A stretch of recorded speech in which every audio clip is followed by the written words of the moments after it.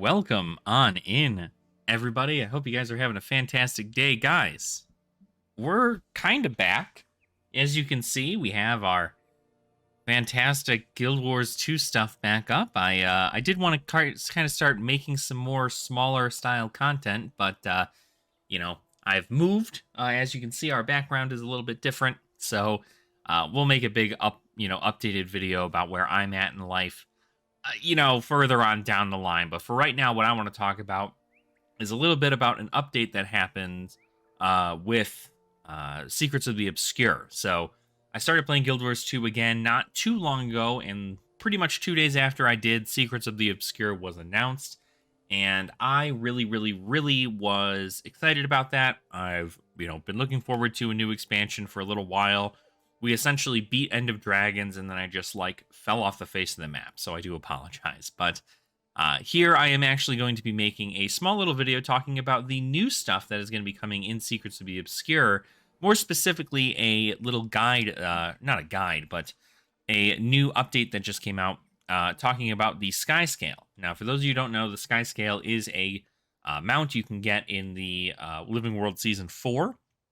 It's pretty much the last part of Living World Season 4 gets you this mount, or at least really gets you it gets you like the general idea of starting the mount. Essentially, you grow this mount from birth and you bond with it and so on and so forth. It's a very cool thing. I definitely suggest doing it. But for Secrets of the Obscure, a lot of the stuff is going to be based around an aerial map. And so because you're going to be flying around a lot, Guild Wars 2 and the team at ArenaNet had decided to, instead of making you fight super hard through Living World Season 4 to get the Sky Scale, they're going to give you an option to essentially get one for yourself at an easier way through the Secrets of the Obscure stuff. So I wanted to talk a little bit about the Sky Scale and what it's going to be doing for the players in Secrets of the Obscure. So it's very interesting, right?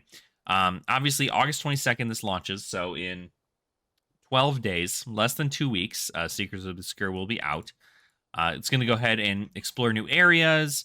Also, this little tidbit that's in here, in Soaring with the Sky Scale, I'll leave this link to the article in the description, but it says the Raptor mount will also be unlocked for owners of Guild Wars 2 Secrets of the Obscure, although you'll still need Guild Wars 2 Path of Fire to train its associated masteries. So you not only get access to the Sky Scale, but you also get access to the Raptor, which means that now you can essentially have multiple mounts without having to do anything in regards to Secrets of the Obscure. So that's at least pretty cool, giving a little bit of mobility to the new players.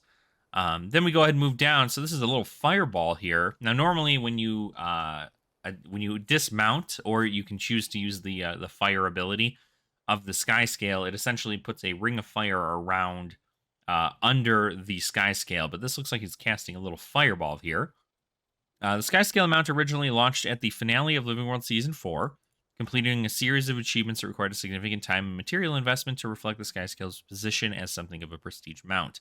4 years into the future, we're telling a story of primarily aerial maps that will take advantage of different types of travel and movement, and we're adding a parallel path for unlocking the Sky Scale and its masteries in Guild Wars 2 Secrets of the Obscure.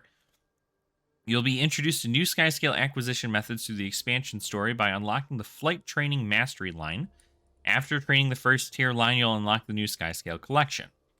And then this collection is a streamlined successor to our original. Primary goal was to simplify some steps while maintaining much of the collection's themes and stories. So that's very good. They're essentially trying to, again, just get a general basic idea into the game as far as flight training goes. And, of course, they kind of tied a little bit into the rental stuff. You don't need to go to a specific location to hop onto a Sky Scale. You'll have access to the mount button like everybody else, but it will still be a little kind of rental thing. So before, if you didn't have the mount, you can go to a rental person and you can borrow a mount essentially to get where you needed to go. Yeah, so that is that. Assuming you get to Skywatch Archipelago, the first new explorable zone, by following the normal story progression, you'll have the Sky Scale access when you first set foot there. So you're immediately going to get access to the Sky Scale if you do not already have it. So don't fret, though, because the Skyscale stuff that you had trained for in Living World Season 4, that you had spent all your waking hours trying to get together, it's not in vain, because the Flight Training Mastery does also tie in with the Skyscale Mastery in regards to more mastery tracks and things like that. So down here, of course, masteries, you get them all throughout the game. You're able to upload update your skills essentially account wide, so it's very, very cool. And one of those, of course, is Skyscale Masteries. This allows for your Skyscale to do things such as launch off the walls and do other things like that. So it's really cool to see that they are going to have some new masteries here. These are kind of the idea behind the masteries of the flight training. So this is a new mastery track that you're going to be able to be put on while you're doing Secrets of the Obscure stuff. So what they've done here, let's just get right to the meat and potatoes here. They've told us the general idea about what these are going to be like. And you get a Who Rescues Whom as Tier 1, which grants air rescue, essentially being able to, if you're free falling from someplace, you can press the mount button and you will mount onto your Skyscale. It also, if you have both mastery tracks, so for instance, if you have the Skyscale one, it'll also grant Bond of Vigor, which just gives your mount more health, essentially.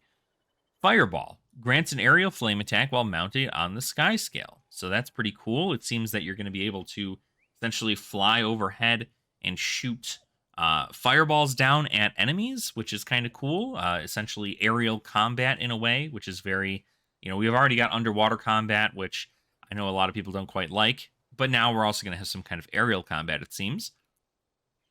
The third one is Wall Spring, grants wall launch. Now, wall launch is, of course, a way for you to keep flying. If you don't know, your meter for your Skyscale, there's a flight meter. It's this green bar. And as you fly up, the green bar goes down. And then eventually, you will no longer be able to ascend at such a height. You will instead need to start falling down. But if you go up against a wall, you can then spend your stamina of your Skyscale to jump into the air, get a little bit more of that flight meter, and then continue flying upwards. So if you have both mastery tracks, it also upgrades wall launch to charge faster and launch farther. So because you all already have wall launch, this is just wall launch part 2 Electric Boogaloo. You get additional stuff to it also, which is neat. I like that. A lot of the times you find yourself stuck and not being able to ascend a lot of places, and being able to increase that with the amount of stuff you get on there is really, really good. Enhanced updrafts. Flying mounts can now use updrafts. That's pretty cool. Updrafts, normally you're only really able to use them in really it's mainly the Heart of Thorns meta, but it's kind of everywhere. If you are gliding, you get gliding through Heart of Thorns meta. With gliding, if you hit an updraft, you essentially get bumped up into the air, and you get to fly around a little bit, which is really, really cool. That is essentially a way for you to ascend through these maps to get to taller and taller or higher places in the map. But now your flying mounts can use them, which is really, really good, because in most cases you would go into an updraft with your glider. Once you hit the peak of that updraft, you would just go back onto your mount and continue flying. So now that the flying mounts will be able to use updrafts, that's really good for things like the Heart of Thorns maps. Those are going to be really, really useful there. And yeah, that's a good one. I like that one a lot. Number 5 is gained the ability to mount your Skyscale in combat. Now that is very interesting, because no other mount in the game can you mount while in combat. And I imagine the reason you're going to be doing this is because if you are going to be having aerial, enemies attacking you, right? Enemies in the sky attacking you even from the ground, you need to be able to get up there. And if you're in combat and you can't go up into the sky, and your range isn't long enough to hit them, you are going to essentially just die. But gaining the ability to mount your Skyscale in combat, I believe, is really, really good. Although this is 5th in line in this mastery track, so I'm not sure whether or not that's actually going to be the case, because this is kind of far into it. I would imagine if you were going to be in those situations, it would be probably the 1st or the 2nd tier. But it being the 5th, makes me think for sure that it's going to be more so just a fun get out of jail free card, essentially, for most combat. Number 6 is Ley Line Acclimation. Flying mounts can now use ley lines, so that's pretty cool. You're able to essentially just pop yourself through ley lines. It's kind of like turning yourself into energy and then going through this energy wave into the next, the end of the wavelength.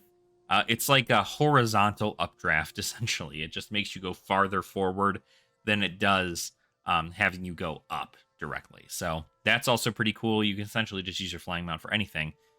And then number 7 says updrafts regenerate the flying mount's flight meter. Now that is also really good.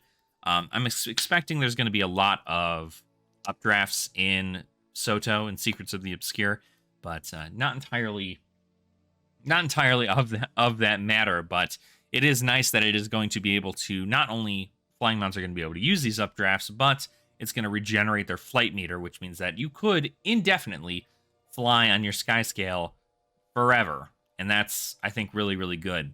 A lot of people, you have to kind of learn how to maneuver yourself around a sky scale. And this is going to be a way to kind of make that really, really easy for everybody. So excited for you to get the highest cannon sky scale's new fireball skill. It flows well with your other tricks and opens up some new neat combat options. New fireball skill allows you to precisely aim where the projectile will land using your cursor, similar to the Siege Turtle Passenger's fire ability to fire projectiles at enemies. The new fireball skill will not cause a dismount, so you can soar through the skies and take down threats from above while they're on the ground or in the air. So there's that in the air part there. So essentially, you're going to be able to shoot a fireball at you're going to be able to shoot a fireball at an enemy in the sky or on the ground, which means that I'm assuming we are going to have a lot of people flying through Tyria just firebombing all of the little enemies on the ground, and that's going to be, I wonder how much damage it's going to do at the end of the day. That'd be very interesting. The Cryptists have aerial threats of their own that require your sky skills to take care of, and you'll be able to practice those skills via adventures through SOTO to ensure you're prepared for any kind of Cryptist threat they bring to you. One of the explorable zones includes a new Skyscale target practice adventure that'll have you racing around and spitting fireballs left and right. After you complete the Flight Training Mastery line and the Guild Wars 2 SOTO Skyscale collection, a new collection will open up that rewards a Cryptis-themed Skyscale skin. Oh, I realize you can't really see that a whole lot. Let me... Look at that thing. Look at that. That's kind of nasty. These Cryptis guys are going to be real gross, aren't they? Huh. Okay. All right. Well, that's kind of cool. It's like just on the cusp of that, like, absolutely disgusting kind of creature, but not anywhere near, like an uncomfortable level, I guess. At least it's not uncomfortable for me, but, it is what it is. So yeah, prepare for takeoff August 22nd. This will release. So very, very excited to check that out.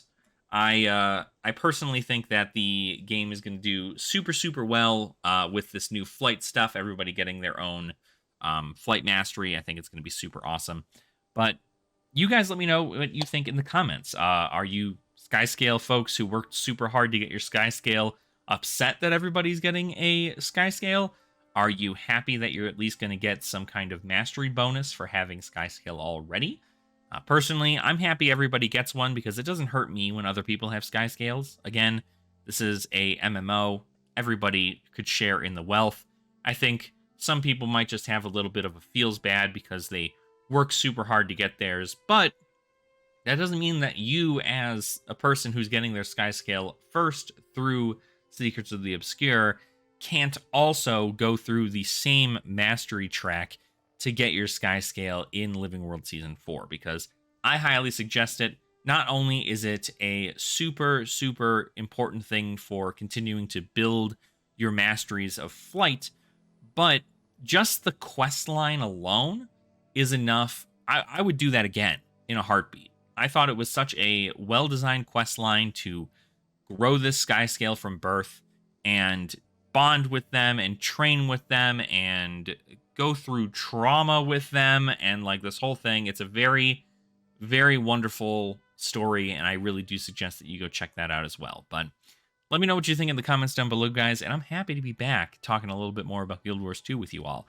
Expect new videos coming out, hopefully sooner than later, and expect me to even possibly be streaming Guild Wars 2 Secrets of the Obscure when it comes out on August 22nd. So, take care, everyone. Have a wonderful rest of your day, and I will see you all very soon. Nerd out.